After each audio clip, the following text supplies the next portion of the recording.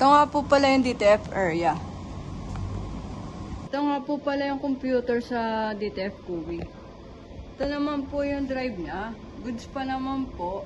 Nakapag-delete po ako ng 200 GB sa drive D. Ito po yung Kuwi printer. Goods naman po siya. Wala lang po ako masyadong penny kaya wala po akong piniprint ngayon. Ito po yung mga supplies. Ito naman po yung QAP white ink. Ginagamit po siya sa Kuwi printer.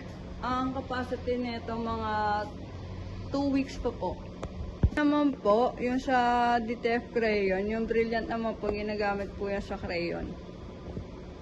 Ang capacity niya naman po ay mga 3 weeks po. Naman po yung powder, ang capacity naman nito siguro mga 1 week na lang po. Yung cleaning solution, ang capacity naman po nito mga 1 month. Po yung ink sa crayon na CMYK, ang capacity nito mga 3 weeks pa po. Naman po yung CMYK sa Kuwi printer, medyo kulang na ako pero pwede pa naman siya hanggang 1 linggo. Ito naman po yung computer sa DTF crayon. Ito naman po yung drive niya, goods pa naman, di pa naman po ano. Po yung DTF crayon, goods naman rin po yan, wala lang po talaga kami masyadong pending ngayon kaya wala pong piniprint. Ito po yung temperature.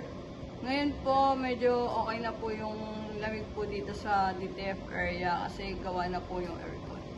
Ito naman po yung CCTV viewing sa mga store po. Ito yung court board. Ito po yung mga calibration ng iba't ibang store po. Ito naman po yung table ko. Ito po yung cutter area. Meron po akong ikakat na 250 na A4 ko.